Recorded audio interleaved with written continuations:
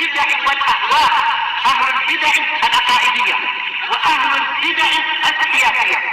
أنا أقول بيننا وبينكم السلف، بيننا وبينكم الكتب، كان فيقول البدع بيننا وبينكم.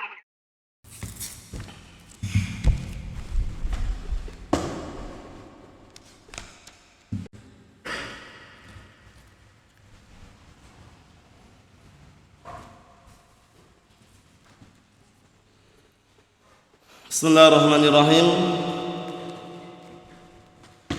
Alhamdulillahilladzi arsala rasulahu bil huda wa dinil haqq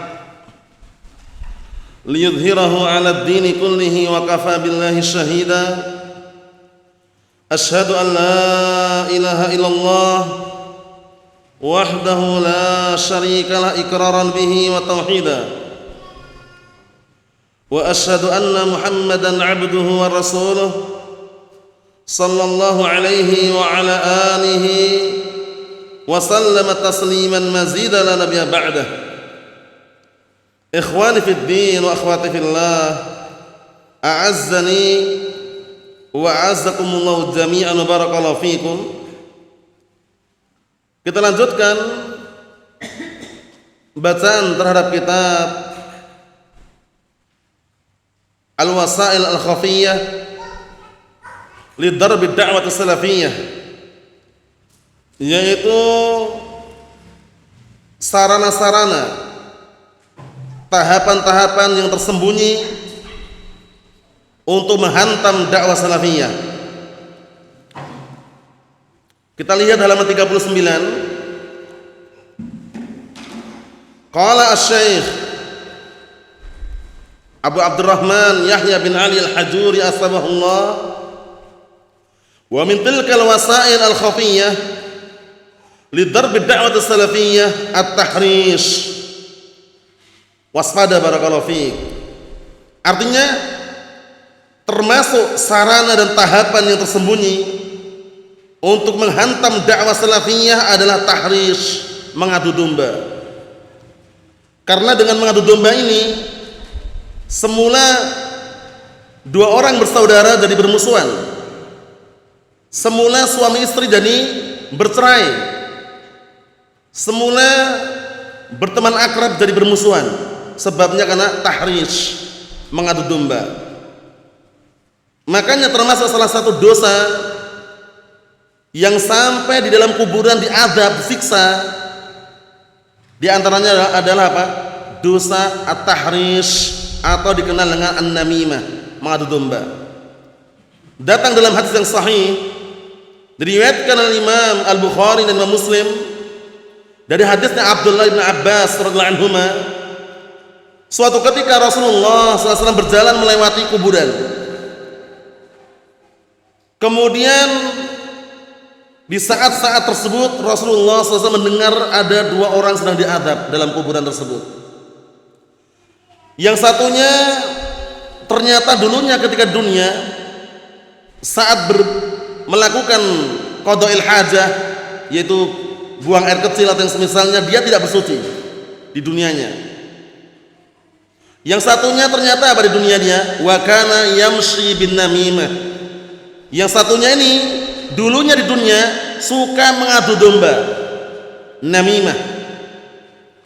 Apa itu an-namimah? Para ulama telah menjelaskan an-namimah itu hiya naqlul kalam bainan nasi ala jihati al-ifsad, menukilkan ucapan di antara manusia dalam rangka untuk membuat kerusakan di antara apa? Hubungan manusia tersebut.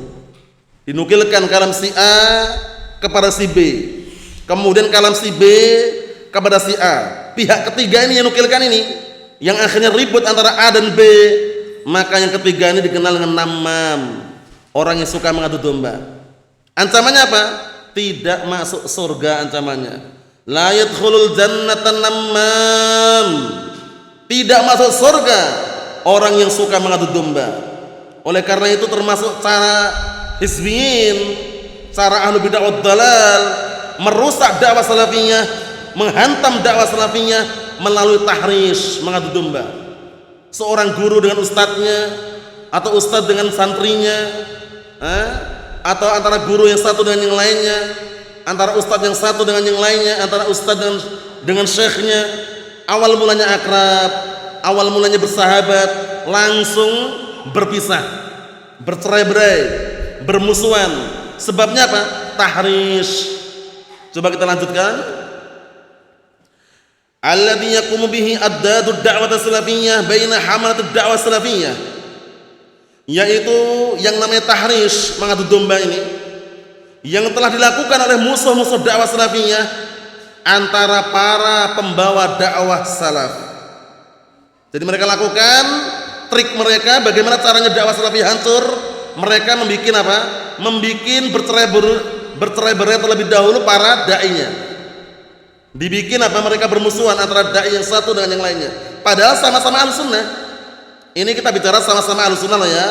Kalau hizbiyah kita nggak bahas, karena Ahlussunnah dan hizbiyah nggak akan bersatu. Faham? Ini trik mereka, cara mereka untuk merusak persatuan dakwah salafiyah dengan cara apa? Barakallahu fi, dirusak para pembawa dakwah salaf ini. Paham ya? Nah, ulama wa du'at, lihat, para ulama, para dai, mereka dibikin bercerai-berai dulu, bermusuhan dulu, antara Ustadz Fulan dengan Ustadz Alan, antara Syekh Fulan dengan Syekh Alan. Dibikin apa? Mereka bercerai-berai, bermusuhan, mereka bertikai, mereka tidak bersatu lagi. Nah, disitulah mulai dakwah salafiyah tercabik-cabik. Mulai dakwah salafiyah renggang, kekuatannya mulai lemah. Sebabnya apa? Tahrish. Makanya waspada barakallahu fiik. Kalau ada permasalahan yang perlu disampaikan, sampaikan.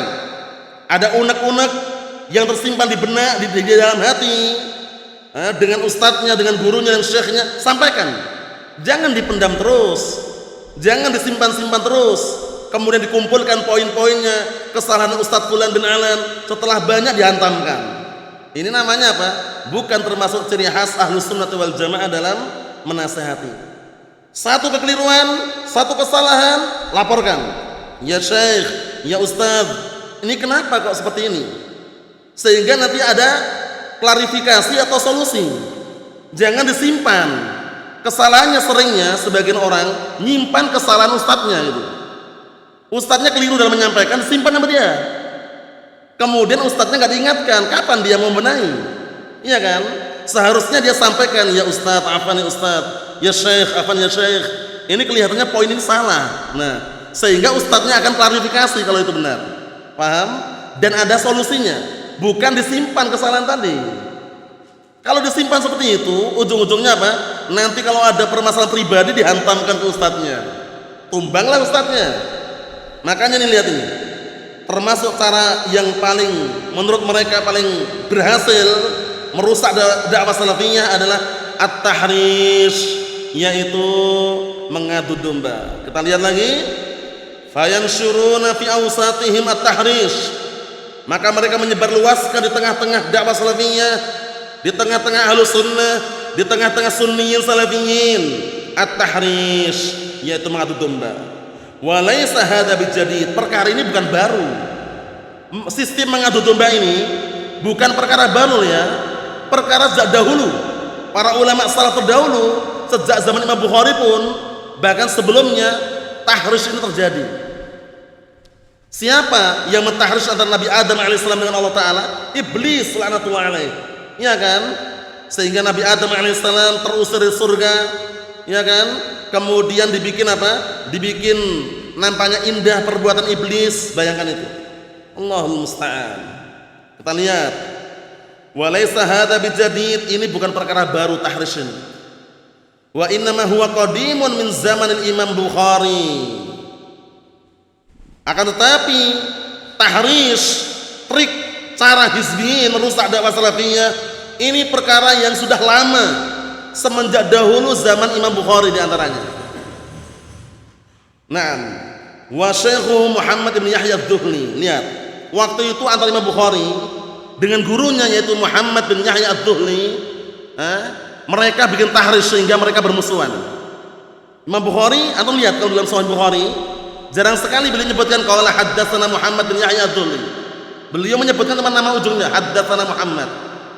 Karena pernah ada permasalahan antara Imam Bukhari dengan Imam Ad-Dhuhli ini. Sebabnya apa? Tahrish.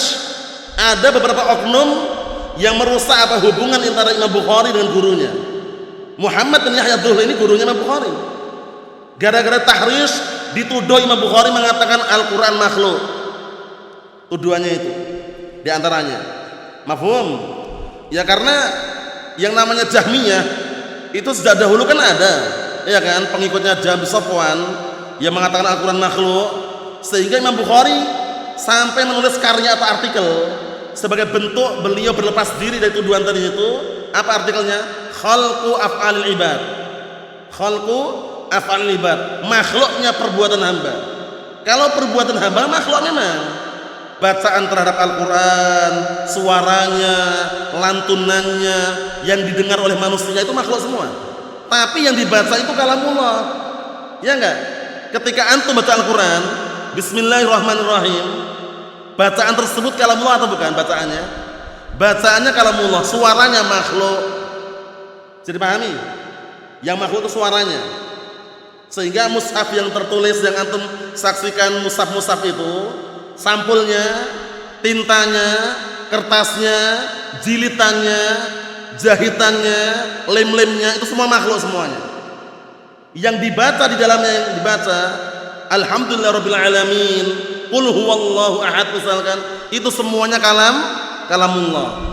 Mafhum? Jangan sampai keliru loh ya. Karena keliru dikit mengatakan Al-Quran makhluk, Jahmiyun. Kalau mengatakan Al-Quran makhluk, Jahmiyun, pengikutnya Jahm bin Safwan. Kita lihat ini, Imam Bukhari sampai bermusuhan dengan guru beliau sendiri, Muhammad bin Yahya Ad-Dhuhli. Sebabnya apa? At-tahrish. Sebabnya karena adu domba. Kalau antum kurang percaya, lihat dalam Sahih Bukhari. Jarang sekali dan bahkan beliau nggak nyebutkan nama lengkapnya. Haddatsana Muhammad bin Yahya Ad-Dhuhli, tidak. Beliau nyebutkannya qala haddatsana Muhammad. Karena Muhammad bin Yahya Ad-Dhuhli ini guru beliau. Cuman ada permasalahan tadi itu karena yang namanya tahrish, tuduhan yang ditujukan Imam Bukhari tapi tuduhannya nggak benar. Nanti banyak kisah-kisah yang dahulu orang-orang hizbiyun, ahlu bid'ah wad dhalal, itu bagaimana caranya menjatuhkan seorang imam dengan cara apa? Dengan cara yang licik dan dusta. Syekhul Islam nggak selamat dari perbuatan itu. Di sana ada namanya Ibnu Battutah. Ibnu Battutah itu, nah barakallahu fiik, sampai menyampaikan kisah bahwasanya Syekhul Islam waktu itu khutbah di Baghdad. Paham ya? Kemudian ketika khutbah turun dari mimbar, kata Ibnu Battutah ini, turun dari mimbar mengatakan sesungguhnya Allah telah turun ke langit dunia sebagaimana turunku dari mimbar. Jadi Syekhul Islam seakan-akan apa? Menyamakan turunnya Allah Ta'ala seperti turunnya seorang khatib dari mimbarnya. Padahal waktu itu Syekhul Islam sedang di dalam penjara gitu loh. Syekhul Islam dalam penjara, muncul kisah bahwasanya apa? Syekhul Islam sedang khutbah di Baghdad. Bayangkan itu. Yang namanya tahrish, untuk membuat manusia itu nggak suka gitu loh. Dengan cara apa? Mengadu domba, modus. Tahu modus ya, modal dusta. Akhirnya apa? Untuk menjatuhkan imam atau syekhnya tadi itu. Ada juga nanti disebutkan kisahnya panjang, bagus sekali kisah-kisahnya itu. Ada seorang imam, nah barakallahu fiik, imam tersebut karena terkenal ilmunya, terkenal zuhudnya, terkenal barakallahu fiik waraknya, atau semisalnya, namanya Abu Ismail Al-Harawi. Al-Imam Abu Ismail Al-Harawi ini barakallahu fiik, beliau seorang imam ahlu sunnah, cuman karena ada orang yang hasad. Tahu hasadnya? Iri. Kadang-kadang gitu kan, ada seorang ustadz, seorang syekh, ilmunya masya Allah, dia kalau menyampaikan dakwah masya Allah, ada orang iri. Nah waktu itu ada orang iri, kemudian dia tahu bahwasanya ada seorang pemimpin dari kalangan pemerintahan ingin ziarah kepada Imam Abu Ismail Al-Harawi. Yang iri ini datang duluan, naruh berhala di bawah bantalnya. Bayangkan itu. Berhalanya ini semacam lu'batul atfal, yaitu boneka anak-anak itu loh. Boneka anak-anak itu boneka kecil, ditaruh di bawah bantalnya. Setelah para pejabat ya kan pemerintahan datang ke rumahnya Abu Ismail Al-Harawi ini, mereka-mereka yang naruh tadi, yang hasad, yang iri tadi, mengatakan, wahai pemimpin, sesungguhnya Abu Ismail nyembah berhala dia. Mana buktinya? Di balik bantalnya bukan ada boneka. Itulah yang disembah katanya. Allahul musta'an. Akhirnya sampai permasalahannya heboh luar biasa, ujung-ujungnya barakallahu fiik diteliti-telusuri ternyata tidak ada benarnya. Caranya gitu caranya. Jadi caranya ingin merusak nama Al-Imam Abu Ismail Harawi tadi. Beberapa oknum yang memiliki hasad tadi meletakkan boneka di bawah bantalnya, bayangkan itu. Kemudian dituduh Al-Imam Abu Ismail nyembah berhala. Allahul musta'an. Kita lihat aja biar tambah jelas bahayanya tahrish. Kata beliau, wa min zaman Imam Malik wa Ibnu Ishaq, dan juga di zaman Imam Malik, Malik bin Anas Imam Darul Hijrah, Abu Abdullah, dan juga zamannya Ibnu Ishaq, wa min zamani Abbas ibn Abdul Azim wa Abdul Razzaq wa aimatul mutaqaddimin wa hadha juhdu syaitan. Dan semenjak di zaman Abbas bin Abdul Azim dan juga Abdul Razzaq As-San'ani dan juga para imam terdahulu, ini merupakan upaya dan jerih payah setan untuk mencerai-beraikan hubungan antara apa? Antara imam yang satu dengan yang lainnya, antara guru dengan muridnya. Hati-hati, at-tahrish. Terus bagaimana solusi yang terbaik kalau mendengar kabar yang belum jelas? Jangan langsung disebarkan. Kabar yang belum jelas, apalagi kaitannya dengan gurunya, dengan syekhnya, dengan ustadznya, diperjelas terlebih dahulu. Paham ya? Nah, konfirmasi terlebih dahulu, benar nggak seperti ini? Jangan langsung diperluaskan, akhirnya apa? Heboh. Apalagi sekarang zaman teknologi canggih ini ya, sekali nyebarkan di medsos tersebar kemana-mana.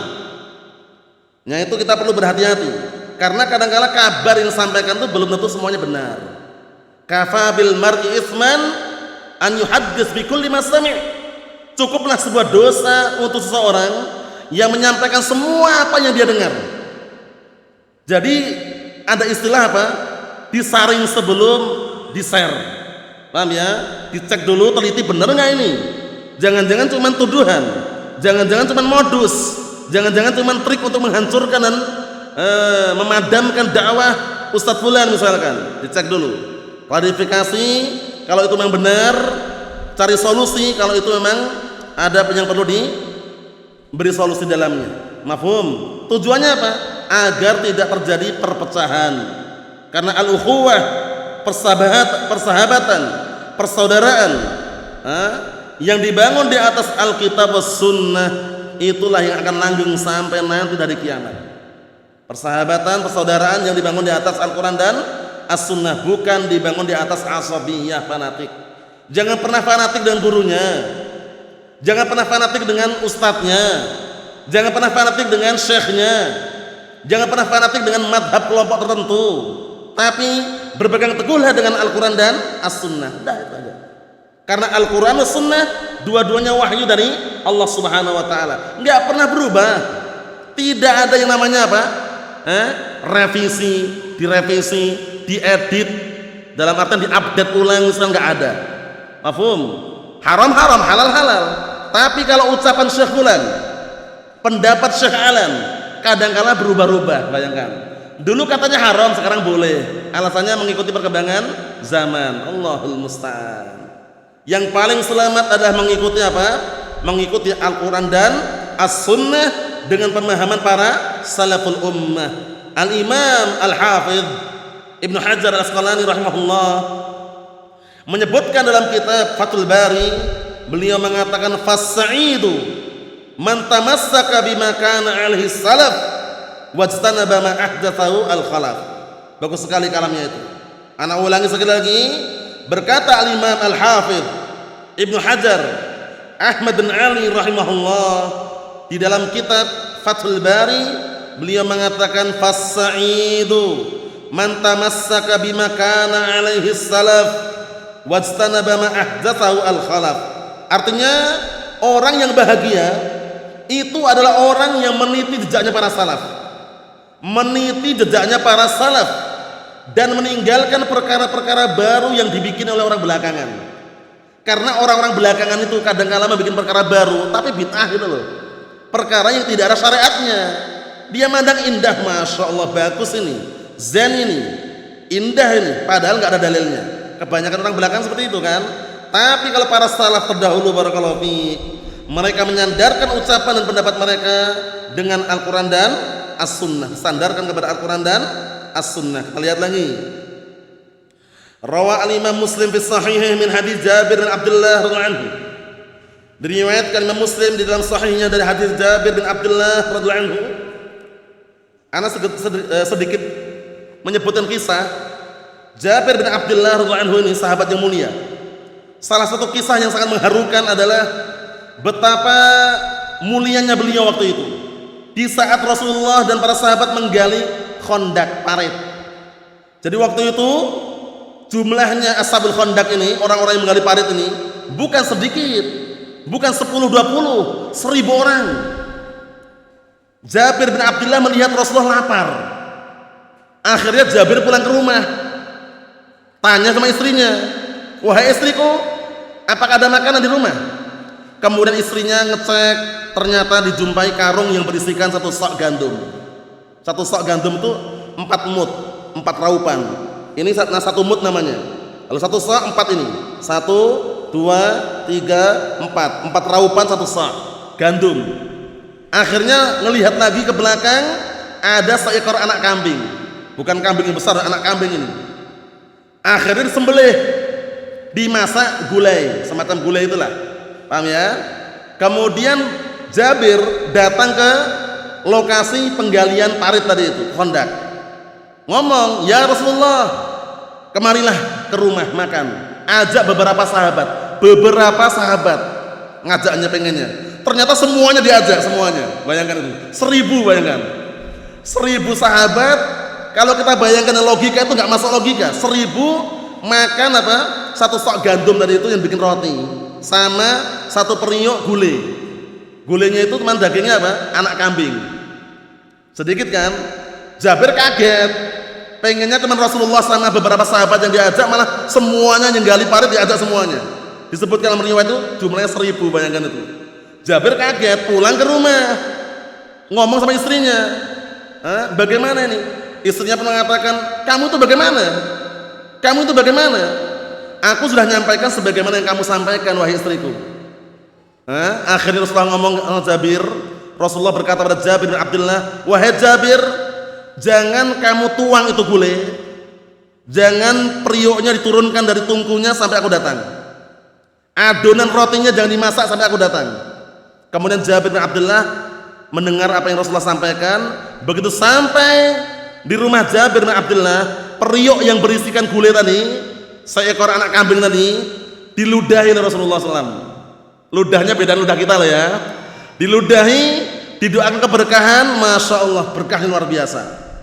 Adonan roti tadi itu yang belum dimasak tadi, Rasulullah mengatakan panggil tukang pembikin roti. Akhirnya adonannya diludahi, didoakan dengan keberkahan, diberkahi. Semuanya makan, 1000 orang tadi itu makan sampai kenyang. Mereka balik lagi ke lokasi penggalian Khandaq parit. Makanan tadi periuk yang berisi gulai masih utuh. Bayangkan, sudah dimakan 1000 orang ternyata masih utuh.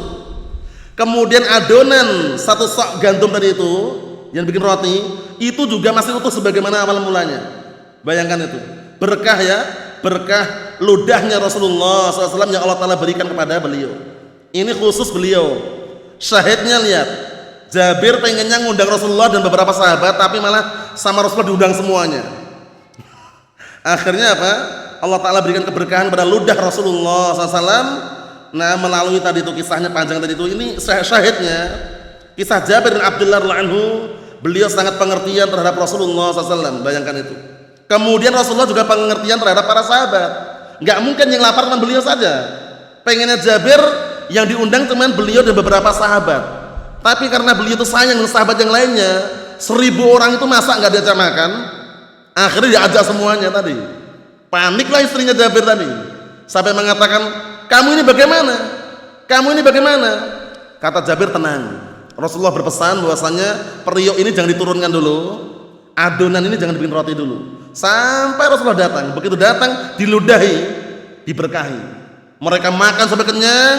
Selesai makan mereka pergi lagi ke lokasi penggalian Khandaq tadi dalam keadaan periuk yang berisikan gulai masih utuh dan adonan roti tadi masih utuh. Masya Allah. Ini jangan dipraktekkan loh untuk ludahnya loh ya, karena ludah ini khusus Rasulullah SAW. Adapun kita misalkan masak gulai atau ludah ya basi nanti. Paham ya? Ini sekedar kisah aja. Kisah mengharukan bagaimana Jabir bin Abdullah radhiyallahu anhu. Kisah yang kedua, Jabir bin Abdullah termasuk salah satu sahabat yang menikahi janda. Bukan karena lebih memilih janda daripada gadis, bukan. Karena untuk menyelamatkan dan juga barakallahu fik agar adik-adiknya perempuan itu ada yang ngasuh. Karena Abdullah bapaknya Jabir ketika meninggal dunia itu meninggalkan anak-anak perempuan. Jabir mungkin merasa kewalahan kalau ngurus sendiri. Akhirnya sengaja menikah dengan janda. Begitu menikah Rasulullah tanya, "Ya Jabir, apa kamu sudah menikah?" Kata Jabir bin Abdullah, "Sudah ya Rasulullah." Dengan janda atau gadis? Kata Jabir bin Abdullah, dengan janda. Kenapa kamu tidak menikah dengan gadis? Kamu bisa bermain-main dengannya, dia pun juga bisa bermain-main denganmu. Kata Jabir bin Abdullah radhiyallahu anhu, "Ya Rasulullah, wahai Rasulullah, tidaklah kami menikahi janda melainkan karena tujuannya ini dan ini. Tujuannya agar bisa merawat adik-adiknya yang perempuan tadi itu." Mafhum? Itu termasuk kisah yang mulia juga tentang Jabir bin Abdullah radhiyallahu anhu. Kita lanjutkan. Diriwayatkan Imam Muslim di dalam sahihnya dari hadis Jabir bin Abdullah radhiyallahu anhu, anna Nabiyya sallallahu alaihi wasallam qala, bahwasanya Rasulullah sallallahu alaihi wasallam bersabda, "Inna syaitan ayyisa an ya'budahul musallun fi jaziratul Arab walakin bitahrish." Lihat ini hadis ini sering muncul ini. Hadis yang sering muncul mengenai tahrish. Ternyata setan aja udah bosen untuk disembah oleh orang Arab, karena orang Arab udah paham tauhid itu loh, sehingga jarang mereka nyembah setan. Tapi setan dengan cara yang baru, dengan cara lain untuk merusak persatuan orang-orang Arab, merusak persatuan muwahhidin dengan cara apa? Tahrish. Lihat ini, inna syaitana anyisa an ya'budahul musallun fi jaziratul Arab. Sesungguhnya setan telah enggan, bosen untuk diibadahi orang-orang yang sholat di tanah Arab. Walakin bitahrish, akan tapi dengan cara tahrish. Setan dengan cara apa? Mengadu domba. Bayangkan itu. Hati-hati barakallahu fi. Kita saksikan banyak sekali tragedi-tragedi, kejadian-kejadian semula bersahabat menjadi musuh, semula akrab menjadi renggang hubungannya gara-gara tahrish, gara-gara adu domba ini. Makanya kabar yang masuk ke kita tentang si fulan, tentang si alan misalkan, tentang ustadz fulan, ustadz alan, lebih baiknya kalau belum jelas dicek terlebih dahulu, diperjelas dulu, benar nggak? Faham ya? Kalau benar sampaikan dengan cara yang halus. Ya ustadz, ya syekh, ini ada masukan yang membangun, kritikan yang membangun, jangan pernah ditolak. Selama itu kritikan dan masukan yang membangun, sami'na wa ta'na. Karena tidak ada satupun dari kalangan makhluk ini, umat Nabi Muhammad SAW yang sempurna. Paham ya? Semuanya pasti ada kekurangan. Karena kekurangan itu ada, harus merasa dia. Yang kurang, mari kita lengkapi bersama, ya kan? Yang sempurna dijaga. Karena untuk sempurna totalitas 100% itu enggak ada. Kadang-kala menyampaikan keliru, ya kan? Kadang kelirunya itu bukan karena kesengajaan, karena mungkin banyak pikiran, itu bisa juga. Keliru menyampaikan gara-gara banyak pikiran itu kadang mungkin. Faham ya? Atau keliru menyampaikan karena sedang apa? Nah, barakallahu fiik. Bacanya mungkin keliru, halamannya, itu kadang terjadi. Nah, yang seperti itu jangan dibesar-besarkan. Akhirnya berluaskan di luar sana, Ustadz fulan tuh kalau ngajar keliru terus. Padahal baru sekali kelirunya. Paham ya? Nah, sampaikan, ya Ustadz ini keliru.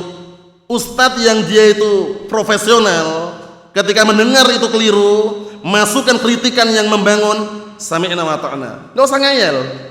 Paham ya?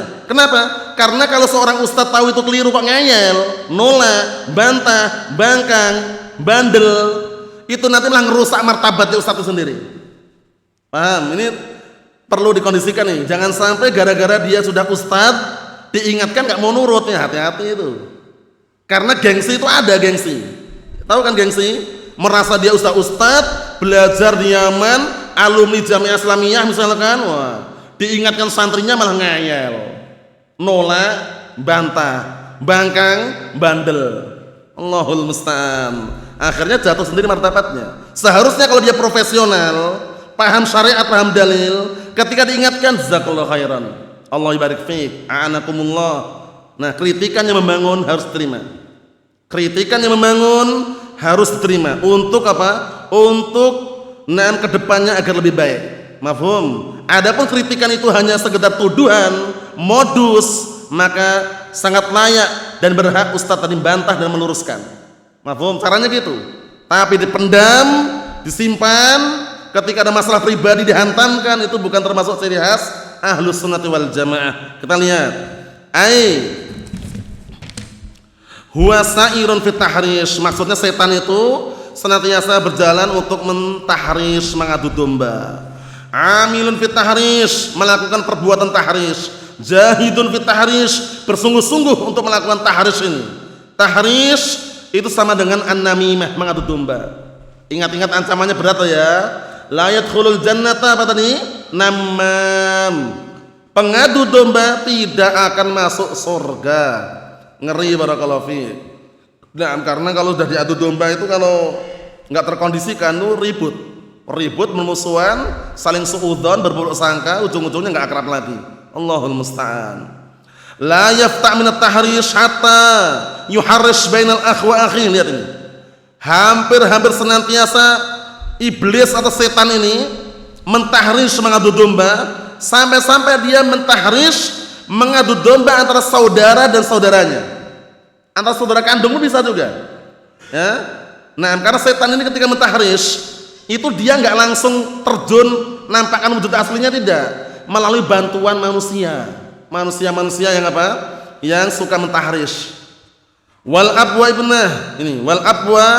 ibnihi, antara bapak dan anaknya ditahrish, paham ya, akhirnya ribut. Nah, wa ya'ti man yukhbir bi annahu harrasha baina fulan wa fulan, atau sebelumnya itu yansib arshuhu 'alal bahr. Setan ini menancapkan istananya di atas lautan. Memang pusatnya iblis setan jin itu di lautan, memang pusatnya. Paham ya? Makanya sangat tidak, nah barakallahu fik, jauh dari kebenaran kalau di tengah laut itu kadang-kala banyak jin. Paham ya, mengganggu ya kan? Nah barakallahu fik, karena pusat istana jin di lautan. Mafhum? Cuman nama-namanya kita nggak tahu. Jangan dinamakan sendiri. Kalau istilah orang Jawa kan Nyi Roro Kidul, ya kan? Nyi Blorong, ya kan? Ratu Pantai Selatan itu penamaan orang Indonesia itu. Kalau nama secara Arab nggak ada. Paham ya? Dalam artian penamaan yang nas sahih itu nggak ada. Cuman pusat istana kerajaan jin itu di lautan. Lihat ini. Yansibu arshuhu 'alal bahr. Yansibu arshahu 'alal bahr. Iblis tadi, setan tadi itu menancapkan istananya di atas lautan. Wa yabussu junudahu alit tahrish. Kemudian dia menyebarkan tentara-tentaranya untuk membikin tahrish, adu domba, bainan nas, antara manusia. Wa ya'ti man yukhbir bi annahu harrasha baina fulan wa fulan. Kemudian tiba-tiba datang orang yang mengkabarkan bahwasanya dia telah mengadu domba antara si fulan dan si fulan. Hati-hati, barakallahu fiik. Kadangkala seorang guru dengan muridnya ditahrish, akhirnya ribut, tidak akrab, gara-gara jual beli, ya kan? Nah, gara-gara jual beli, mungkin salah paham dalam masalah harganya, ditahrish, akhirnya ribut. Si fulan tuh kalau jualan gini gitu. Sabar, barakallahu fiik. Lihat, setan berupaya untuk apa? Mengadu domba terus. Fala yahabbadha ma sana' hatta ya'ti man yaqul. Kata beliau, duhai alangkah buruknya apa yang diperbuat oleh setan tadi, sampai-sampai ada orang yang mengatakan la azal bi fulan wa fulan. Lihat ini, aku terus menerus senantiasa dengan si fulan dan fulan, hatta farqa imra'atah, sampai dia meninggalkan istrinya. Bayangkan, paham ya? Gara-gara permasalahan fikih misalkan, yang situ kadang-kala fikih itu kan ada khilaf tanawu', khilaf perselisihan yang sifatnya apa? Tanawu', bercabang, dua-duanya punya dalil. Paham ya? Gara-gara itu akhirnya ditahrish antara suami dan istri. Suaminya berpendapat ketika habis ruku, sami Allahu liman hamidah, sedekap. Istrinya berpendapat setiap bangun dari ruku, sami Allahu liman hamidah, irsal. Ribut, akhirnya dibikin apa? Tahrish, saling menyalahkan, ente yang keliru, ente itu yang keliru. Kalau gitu kamu tak cerai. Wah, heboh sampai perceraian, bayangkan. Setan berhasil itu. Talak satu gara-gara apa? Khilaf yang seperti tadi itu. Atau ribut khilaf masalah nahwu. Satunya bilang khafat, satunya bilang jar. Wah, khafat sama jar ada sampai heboh. Wah, ente itu keliru. Wallahi billahi tallah, antum yang keliru. Yang benar tuh jar katanya. Bukan ya akhi, yang benar itu khafat katanya. Padahal dua-duanya sama gitu loh. Cuman perbedaan istilah saja. Setan berhasil di situ. Kita lihat ini. Aku senantiasa dengan si fulan dan fulan sampai dia meninggalkan istrinya, bayangkan. Fayaqul, akhirnya setan mengatakan, "Na'am anta." Iya, kamulah yang sebenar-benarnya. Maksudnya kamu berhasil gitu loh. Wa yatawajjah, akhirnya mengarahkan apa? Mengarahkan orang yang dipakai apa? Oleh setan dan diperalat oleh setan. Bayangkan, hati-hati barakallahu fiik. At-tahrish nam yu'tabaru amran khatiran. Yaitu mengadu domba termasuk perkara yang dianggap yang sangat berbahaya sekali. Hubungan suami istri jadi terbengkalai. Akhirnya jadi bercerai-berai, perceraian sebabnya karena tahrish diantaranya. Mafhum? Ditahrish antara menantu dengan mertuanya, ditahrish antara anak dan bapaknya. Paham ya? Itu bisa terjadi loh seperti itu. Gara-gara pembagian warisan, awal mula udah clear, sama-sama ridho, sama-sama senang, ternyata apa? Ditahrish. Kamu itu bagiannya masih sedikit, seharusnya lebih banyak. Wah, ribut gara-gara warisan. Kita lihat, wa man sa'a fi dzalika yu'tabaru min junudis syaitan fi hada. Allahul musta'an. Barang siapa yang berusaha melakukan tahrish, mengadu domba ini, maka dia dianggap tentara-tentara setan. Sawa'un harrasha bainal akhi wa akhi, baik dia mengadu domba antara saudara dan saudaranya, au bainal mar'ati wa zawjiha, atau antara istri dengan suaminya. Ditahrish, suamimu itu kayaknya sudah nggak cinta lagi sama kamu. Buktinya setiap hari suami taklim terus. Kamu ditinggal di rumah. Wah. Setan situ berperan gitu. Akhirnya ujung-ujungnya apa? Istrinya nyalahkan suaminya yang suka taklim, menyalahkan suaminya yang senang apa? Senang hadir di majelis ilmu. Ditahrish sama pihak ketiga tadi itu. Makanya kalau orang udah berkeluarga, sudah bersuami istri berkeluarga, itu pastikan pihak-pihak yang lain kalau bukan dalam kebaikan jangan ikut campur. Nah itu aja. Karena kalau ikut campur rusak biasanya. Paham? Misalkan ya, seorang suami istri kan udah membangun rumah tangga kan, mertua dan keluarganya, orang tuanya, kalau dalam kekeluargaan itu selama itu bukan perkara yang baik, nggak usah ikut campur. Paham ya? Ikut campur pihak lain itu biasanya kalau bukan perkara yang baik akan bikin kerusakan. Anakmu gimana, anakmu ini nanti kalau besar di mana masa depannya? Masa nggak sekolah? Ijazahnya mana? Rapotnya mana? Itu loh anaknya si fulan udah sekolah itu, ijazahnya masya Allah. Sebentar lagi mau kuliah, jurusan apa gitu. Ikut campur kadang-kala sebagian orang itu. Nah, kalau sudah berkeluarga, sudah punya anak, dialah yang wajib mendidik. Orang tua atau mertua itu barakallahu fik di luar ring. Paham ya? Selama didikan anak yang sudah bersuami istri tadi itu bagus. Orang tua mertua nggak ketampur. Paham ya? Kadang-kala orang tua mertua yang awam, bilang yang awam, itu kadang-kala ikut campur gitu loh. Seorang sunni salafi, sunniyah salafiyah, suami istri punya anak.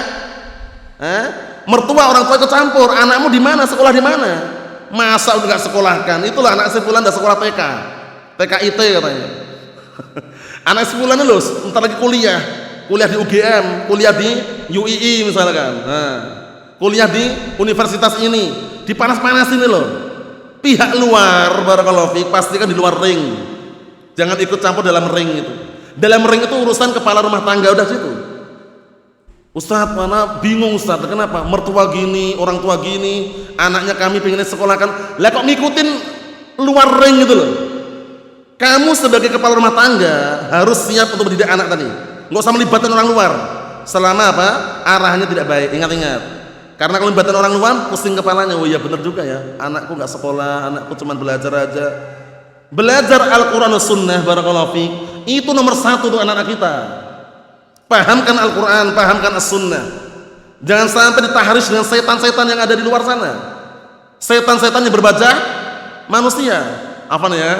Setan-setan yang berbajak manusia itu maksudnya perilaku setan, mentahrish, mengadu domba antara menantu dengan mertuanya. Akhirnya ribut, sudah ngaji, kenal dakwah salafiyah, anaknya sekolahkan. Nah, ini kan sekolahnya bagus daripada yang itu. Itu SD negeri, ini SDIT. Terpadu, Islam mau dipadukan, kenapa lagi? Islam sudah sempurna, nggak perlu perpaduan, nggak perlu penambahan, nggak perlu pengurangan. Dipadukan kenapa? IPA IPS, geografi fisika, atau di PPKN, nggak usah. Al-Quran was sunnah, tanamkan di benak anak-anak kita Al-Quran was sunnah. Perkara dunia semuanya itu nyusul, nggak percaya buktikan. Karena kita dan antum sebagian dah buktikan itu loh, dunia itu nyusul, paham ya? Nggak usah pening kepalanya, nanti anak kita nggak tahu masalah fisika, nggak tahu masalah biologi, itu gampang semuanya itu, paham ya? Intinya paham Al-Quran dan As-Sunnah, memahami, mengamalkan, dah aman sudah, paham ya? Hidup tenang, tentram pikirannya, tenang hatinya. Ketika ada rezeki yang sedikit dirasa cukup, tenang sudah. Ketika ada banyak, tambah bersyukur lagi. Masya Allah. Nah, ini sekedar selingan. Kadang-kadang tahrish, adu domba ini bukan dari orang luar, kadang dari keluarga sendiri. Makanya waspada, jangan sampai ada campur tangan, ada campur baur di dalam kekeluargaan atau berumah tangga dari pihak orang-orang yang di luar ring. Mafhum? Makna luar ring paham ya? Nah, barakallahu fiik. Pastikan masing-masing mengkondisikan keadaannya, keluarganya masing-masing. Karena apa? Kalau perkaranya itu bukan perkara yang baik, itu bahaya sekali. Ana bicara orang-orang yang awam, yang jauh dari ilmu. Ahlus sunnati wal jamaah harus semakin mengerti. Dengan bisikan-bisikan tetangganya yang sifatnya adalah apa? Dunia, abaikan aja. Bismillah, ya Allah. Anakmu bagaimana? Masa depannya bagaimana? Masa depan anak kami akhirat. Begitu aja. Diam nanti dia. Ya kan? Masa depan anak antum ini bagaimana? Akhirat. Udah diam, mana yakin tuh. Marah-marah lagi. Biarin aja. Nah, barakallah. Tetangga sebelah, kadang-kadang gitu kan. Tetangga sebelah itu kan kadang macam-macam yang diucapkan itu. Karena apa? Melihat anak kita nggak sekolah, anak kita cuma belajar, hafal Al-Quran, hafal As-Sunnah. Menurut mereka itu nggak berhasil dunianya gitu loh. Justru itu yang berhasil. Kalau dia itu dapat akhirnya, dunia pasti dapat. Ya, sudah kita lewat berkali-kali kan. Antum dan kita sekarang ini hidup di mana? Di dunia. Dapat dunia atau tidak? Sudah dapat dunia. Kurang apa lagi? Akhiratnya itu yang dikejar. Iya kan? Ngejar akhirat, dunia dapat. Ngejar dunia, akhirat tidak dapat. Kalau nggak percaya, jangan dibuktikan yang terakhir ini. Ngejar dunia, akhirat nggak dapat. Itu jangan dibuktikan. Yang dibuktikan mana? Kejarlah akhirat, dunia menyertaimu. Buktikan. Kalau nggak percaya, buktikan. Insya Allah akan dirasakan masing-masing. Ngejar akhirat, dunia dapat. Kita lanjutkan lagi. Tahrish ini yang ngeri sekali memang. Kata beliau, au bainal mar'ati wa zawjiha, atau antara istri dengan suaminya. Ditahrish akhirnya pisah, bercerai, kemudian ribut dalam rumah tangga. Anak kasih tahu cara, trik yang terbaik untuk mewujudkan keluarga yang sakinah, mawaddah, warahmah, keluarga yang romantis, harmonis, dinamis. Apa triknya? Kembalikan semuanya dalam kekeluargaan kepada Al-Quran was sunnah. Paham ya? Kepada Al-Quran dan As-Sunnah. Saling pengertian, saling memahami, tidak saling merahasiakan. Ingat-ingat itu. Karena sekarang zaman teknologi yang canggih. Istri punya HP Android, suami punya HP Android. Kalau saling mencurigai, saling merahasiakan, punya istri dikasih nomor PIN, dikunci. Punya suami dikunci juga, tidak saling mengetahui. Dibuka nggak boleh. Ternyata ada udang di balik batu. Paham maksudnya? Ribut lah di situ. Istri mencurigai suaminya, suami mencurigai istrinya, gara-gara tidak ada saling terbuka. Makanya kalau dalam rumah tangga itu salinglah terbuka, tidak saling mencurigai, saling pengertian, ta'awun. Ketika istri sakit, suami bantu. Ketika suami sakit, istri pun bantu. Jangan frontal kemudian barakallahu fik, semua beban di dalam rumah istri. Sakit gak sakit istri. Jangan, kadang-kala suami perlu berperan di situ, bantu. Agar apa? Romantis, dinamis, harmonis, sakinah, mawaddah, warahmah, saling pengertian. Ini kalau nggak percaya buktikan. Paham ya? Nah, dan perlu dikondisikan. Senyum, humoris itu kadang-kala harus. Masa berumah tangga suami istri, suaminya merengut aja atau istrinya merengut aja, itu nggak jalan nanti, ribut nanti. Paham ya? Santai, slow, ketika serius, ketika santai-santai, seperti itu. Intinya saling pengertian, saling terbuka, tidak saling menyembunyikan, tidak saling merahasiakan. Mafhum? Nah, seperti itu. Ikhwani fid din wa akhwati fillah, a'azzani wa a'azzakumullah jami'an, barakallahu fikum. Kita ambil dikit lagi. Au bainal jar wa jarih, atau antara tetangga dan tetangga sebelah. Antara tetangga dan tetangga yang lain, itu kadang-kadang juga ribut gara-gara tahrish tadi itu. Biasanya kalau yang anak amati, biasanya lah sebagian orang itu gara-gara ayam. Tetangga punya ayam, diumbar ayamnya, masuk ke rumah kita, masuk ke pekarangan kita, masuk ke halaman kita. Sudah nasihati berkali-kali, ya akhi, tolong ayam dikurung ya akhi. Itu ayam itu kan nggak punya akal, biarin aja kemanapun dia pergi. Wah, ribut di situ. Seharusnya pengertian kalau dia bertetangga, pengertian kalau ganggu tetangganya, dikurunglah itu ayam minimalnya. Paham ya? Kalau nggak dikurung, dijual atau disembelih aja ayamnya, daripada ganggu tetangganya. Ini terjadi loh ya, ribut gara-gara ayam. Allahul musta'an. Tahrish, hindari. Kita lihat sini. Minal muslimin, dari kalangan muslimin, kullu dzalika min amal syaitan, itu semuanya termasuk perbuatan setan. Semula suami istri akrab jadi ribut, semula tetangga akrab jadi ribut, semula saudara dan saudaranya akrab jadi bermusuhan, itu semuanya adalah perbuatan setan. Tahrish. Kita ambil yang terakhir bagian bawah itu. Waqad qala Nabi sallallahu alaihi wasallam, man khabbaba imra'atan 'ala zawjiha aw mamlukan 'ala sayyidihi falaysa minna. Artinya, barang siapa yang merusak hubungan seorang istri atas suaminya, atau merusak hubungan antara budak dengan majikannya, maka bukan termasuk bagian dari kami. Faham? Jadi ada pihak ketiga.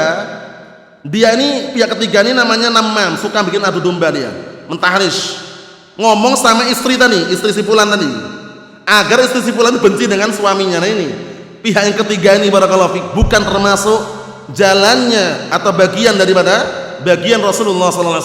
Lihat itu.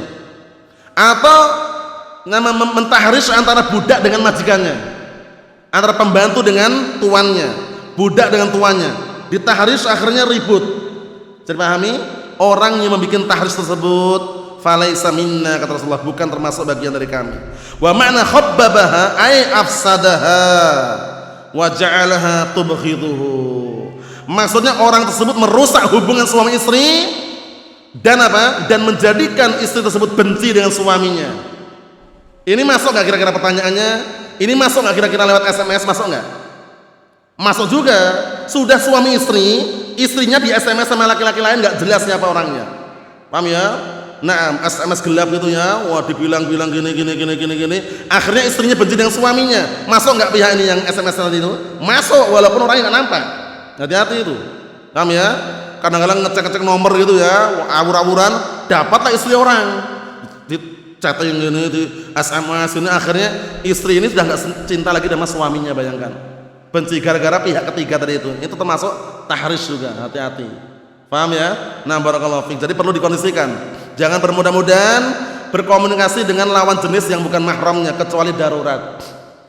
Darurat seperti belanja, jual beli, iya kan? Bagaimanapun yang namanya pelayan, konsumen, pelanggan itu kadang-kadang ada perempuan juga kan? Itu seperlunya. SPRL istilahnya, seperlunya. Selebihnya jangan bermudah-mudahan di luar itu semuanya. Mafhum? Karena yang fitnah itu ngeri. Fitnah itu ngeri, barakallahu fiik. Apalagi fitnah wanita, bagi kaum lelaki sangat mengerikan.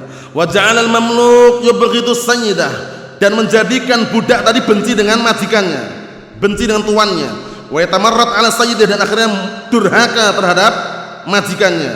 Fayu'inuhu 'alal ibak, akhirnya orang tadi justru menolong budak tadi untuk durhaka kepada tuannya. Wa yu'inul mar'a 'alal 'uquq, dan akhirnya dia malah menolong, membantu istri tadi itu durhaka kepada suaminya. Wasyiqaq 'ala zawjiha, membantu durhaka, membantu barakallahu frontal terhadap suaminya. Pihak ketiga ini namanya namam. Ancamannya apa tadi? Tidak masuk surga wal iyadu billah. Alladhi huwal ashir, yang mana dikenal dengan asyir yaitu keluarga. Jadi maksudnya menolong seorang istri itu memberontak dan juga durhaka terhadap keluarganya atau suaminya. Wa aqrab jarlaha, dan juga apa? Nah, membikin akhirnya apa? Nah, durhaka terhadap apa? Terhadap tetangga yang paling dekat dengannya. Bal in ja'alallahu al-mawaddah yakunu min ahabbin nas ilaiha. Bahkan jika Allah Ta'ala menjadikan rasa cinta tersebut, itu seharusnya dia termasuk orang yang paling dia cintai seharusnya. Tapi gara-gara tahrish, akhirnya menjadi orang yang paling dia benci. Bayangkan itu. Wal'iyadzubillah, hati-hati barakallahu fiik. Perkara ini bukan perkara kecil, perkara besar yang kita harus waspada dan berhati-hati. Nah, Allah musta'an. Ini sebenarnya masih panjang. Jadi kesimpulannya, insya Allah kita lanjutkan pada pertemuan yang akan datang. Kesimpulannya yang kita bahas pada pertemuan kali ini termasuk cara, sarana, trik orang-orang hizbiyin menghantam dakwah salafiyah, merusak persatuan dakwah salafiyah adalah apa? Dengan cara apa tadi? Tahrish, dikenal dengan namimah, naqlul kalam bainan nas ala jihatil ifsad, menukilkan ucapan di antara manusia dalam rangka untuk membuat kerusakan hubungan di antara manusia tersebut. Nasallahu as-salamata wal afiyah fid dunya wal akhirah walhamdulillahirabbil alamin.